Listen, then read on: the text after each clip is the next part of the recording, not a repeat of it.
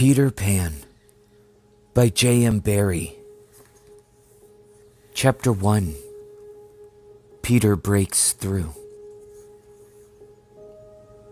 All children except one grow up. They soon know that they will grow up. And the way Wendy knew was this. One day when she was 2 years old, she was playing in a garden. And she plucked another flower and ran with it to her mother. I suppose she must have looked rather delightful. For Mrs. Darling put her hand to her chest and cried, "Oh, why can't you remain like this forever?" This was all that passed between them on the subject. But henceforth, Wendy knew that she must grow up. You always know after you are 2. 2 is the beginning of the end. Of course, they lived at 14, and until Wendy came, her mother was the chief one. She was a lovely lady, with a romantic mind and such a sweet, mocking mouth. Her romantic mind was like the tiny boxes, one within the other, that come from the puzzling East. However many you discover, there is always one more. And her sweet mocking mouth had one kiss on it that Wendy could never get, though there it was, perfectly conspicuous in the right-hand corner. The way Mr. Darling won her was this. The many gentlemen who had been boys when she was a girl discovered simultaneously that they loved her, and they all ran to her house to propose to her, except Mr. Darling, who took a cab and nipped in first, and so he got her. He got all of her, except the innermost box and the kiss.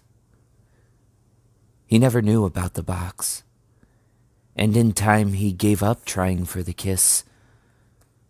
Wendy thought Napoleon could have got it, but I can picture him trying, and then going off in a passion, slamming the door.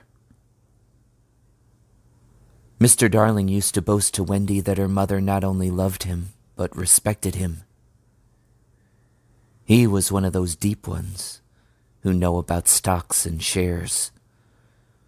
Of course, no one really knows, but he quite seemed to know, and he often said stocks were up and shares were down, in a way that would have made any woman respect him. Mrs. Darling was married in white, and at first she kept the books perfectly, almost gleefully, as if it were a game.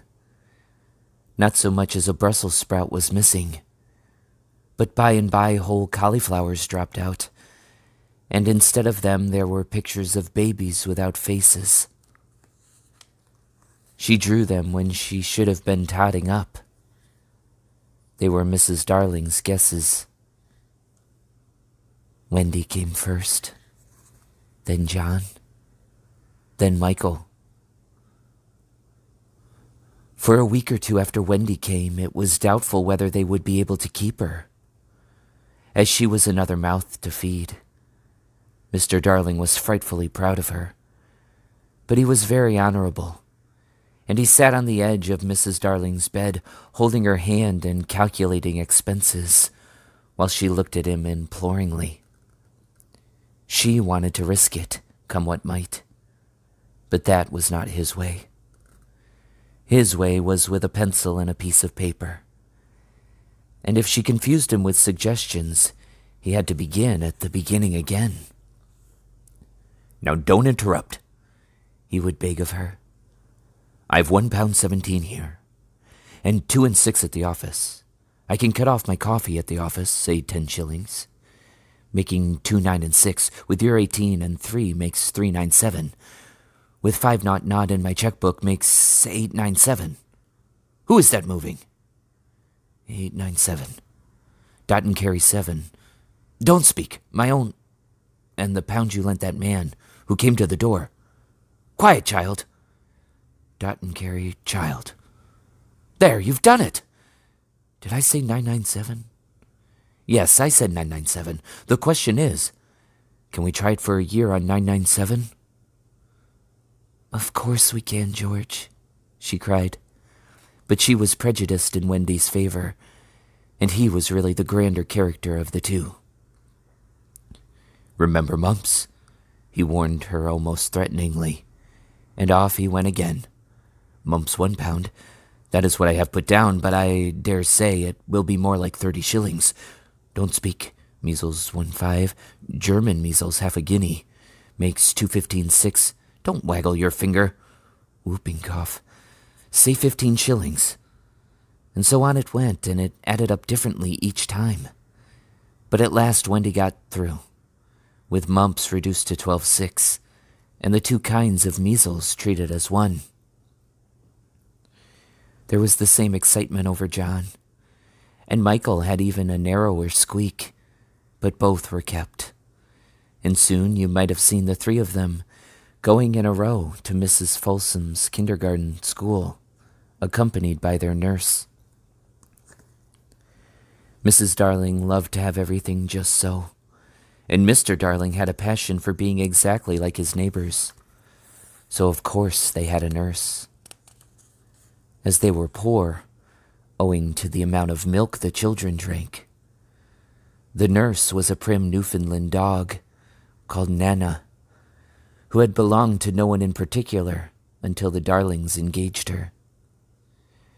She had always thought children important, however, and the Darlings had become acquainted with her in Kensington Gardens, where she spent most of her spare time peeping into preambulators, and was much hated by careless nursemaids, whom she followed to their homes and complained of to their mistresses. She proved to be quite a treasure of a nurse. How thorough she was at bath time, and up at any moment of the night if one of her charges made the slightest cry. Of course her kennel was in the nursery. She had a genius for knowing when a cough is a thing to have no patience with, and when it needs stocking round your throat. She believed to her last day in old-fashioned remedies like rhubarb leaf, and made sounds of contempt over all this newfangled talk about germs and so on. It was a lesson in propriety to see her escorting the children to school, walking sedately by their side when they were well behaved, and butting them back into line if they strayed. On John's footer days she never once forgot his sweater, and she usually carried an umbrella in her mouth in case of rain. There is a room in the basement of Miss Folsom's school where the nurses wait. They sat on forms, while Nana lay on the floor, but that was the only difference. They affected to ignore her, as of an inferior social status to themselves, and she despised their light talk. She resented visits to the nursery from Mrs. Darling's friends, but if they did come, she first whipped off Michael's pinafore and put him into one with blue braiding, and smoothed out Wendy, and made a dash at John's hair. No nursery could possibly have been conducted more correctly, and Mr. Darling knew it. Yet he sometimes wondered uneasily whether the neighbors talked. He had his position in the city to consider. Nana also troubled him in another way. He had sometimes a feeling that she did not admire him. "I know she admires you tremendously, George," Mrs. Darling would assure him, and then she would sign to the children to be specially nice to father. Lovely dances followed, in which the only other servant, Liza, was sometimes allowed to join. Such a midget she looked in her long skirt and maid's cap, though she had sworn when engaged that she would never see 10 again. The gaiety of these romps, and gayest of all was Mrs. Darling, who would pirouette so wildly that all you could see of her was the kiss, and then if you had dashed at her, you might have got it. There never was a simpler, happier family, until the coming of Peter Pan.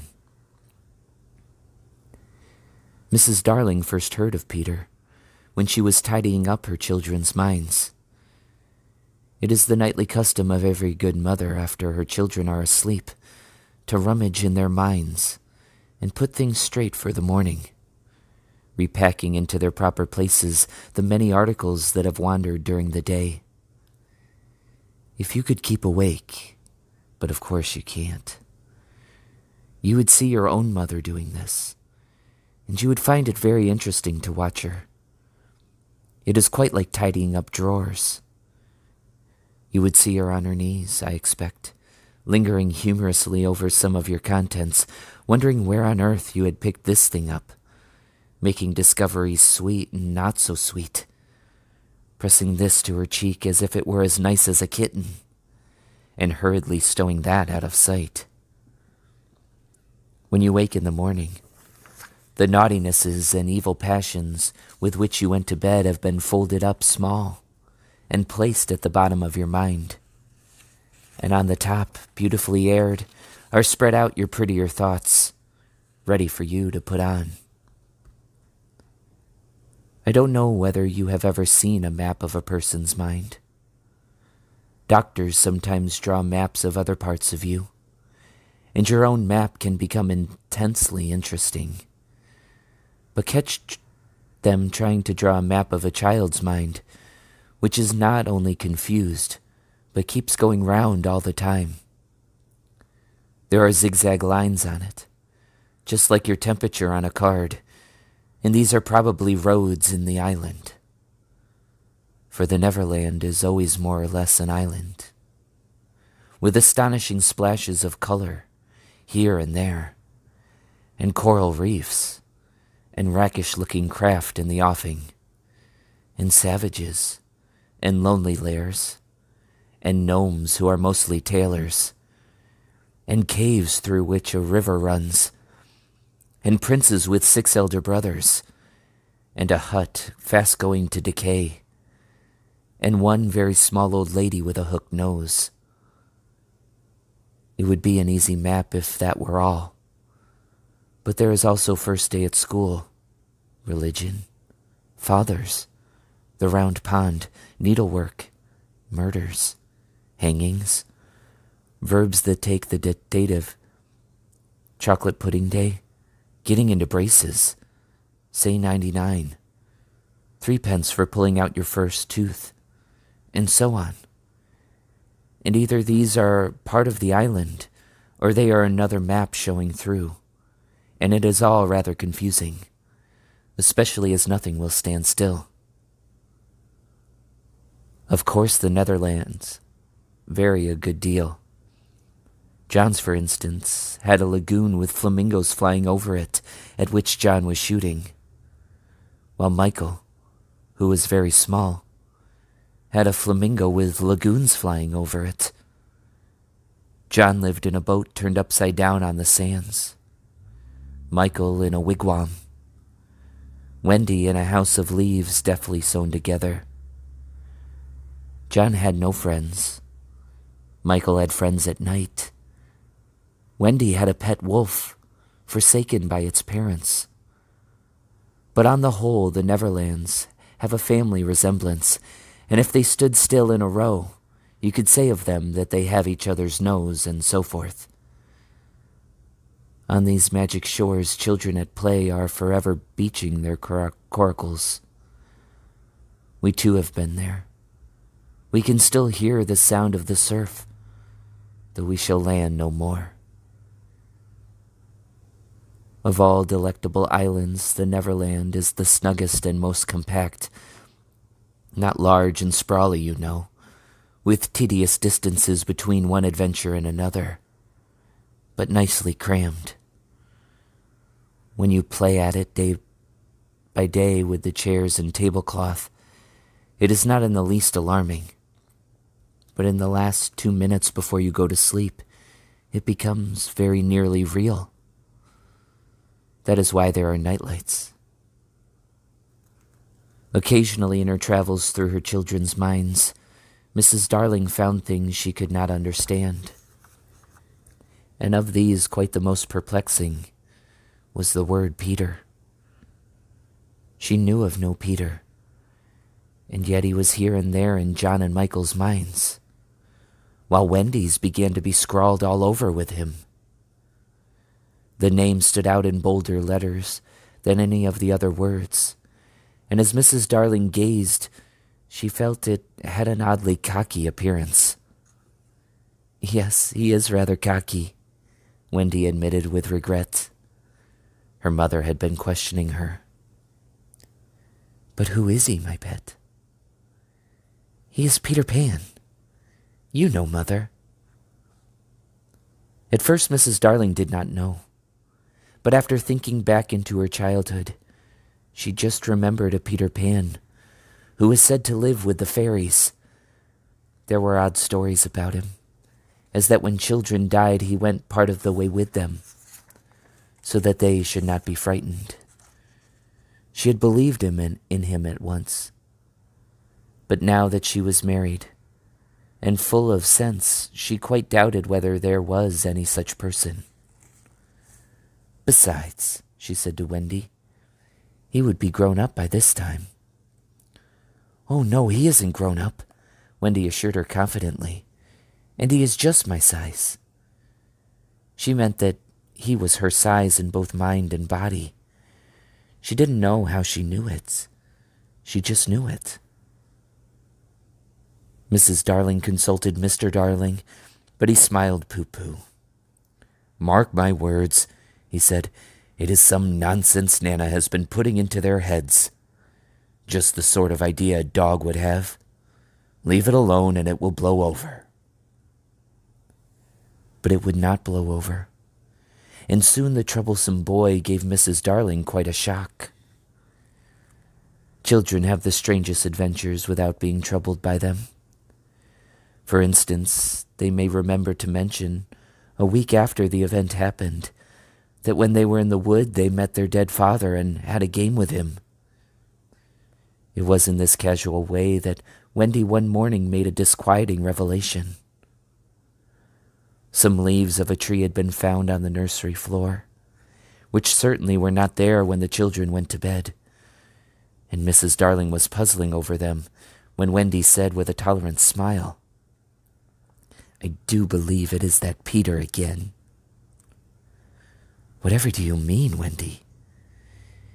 "It is so naughty of him not to wipe," Wendy said, sighing. She was a tidy child. She explained in quite a matter-of-fact way that she thought Peter sometimes came to the nursery in the night and sat on the foot of her bed and played on his pipes to her. Unfortunately, she never woke, so she did not know how she knew. She just knew. "What nonsense you talk, Precious. No one can get into the house without knocking." "I think he comes in by the window," she said. "My love, it is 3 floors up." "Weren't the leaves at the foot of the window, Mother?" It was quite true. The leaves had been found very near the window. Mrs. Darling did not know what to think, for it all seemed so natural to Wendy that you could not dismiss it by saying she had been dreaming. "My child," the mother cried, "why did you not tell me of this before?" "I forgot," said Wendy lightly. She was in a hurry to get her breakfast. Oh, surely she must have been dreaming. But on the other hand, there were the leaves. Mrs. Darling examined them carefully. They were skeleton leaves, but she was sure they did not come from any tree that grew in England. She crawled about the floor, peering at it with a candle for marks of a strange foot. She rattled the poker up the chimney and tapped the walls. She let down a tape from the window to the pavement, and it was a sheer drop of 30 feet, without so much as a spout to climb up by. Certainly Wendy had been dreaming. But Wendy had not been dreaming, as the very next night showed, the night on which the extraordinary adventures of these children may be said to have begun. On the night we speak of, all the children were once more in bed, It happened to be Nana's evening off, and Mrs. Darling had bathed them and sung to them till one by one they had let go of her hand and slid away into the land of sleep. All were looking so safe and cozy that she smiled at her fears now and sat down tranquilly by the fire to sew. It was something for Michael, who on his birthday was getting into shirts. The fire was warm, however, and the nursery dimly lit by 3 nightlights, and presently the sewing lay on Mrs. Darling's lap. Then her head nodded oh so gracefully. She was asleep. Look at the 4 of them. Wendy and Michael over there, John here, and Mrs. Darling by the fire. There should have been a 4th nightlight. While she slept, she had a dream. She dreamt that the Neverland had come too near, and that a strange boy had broken through from it. He did not alarm her, for she thought she had seen him before, in the faces of many women who have no children. Perhaps he is to be found in the faces of some mothers also.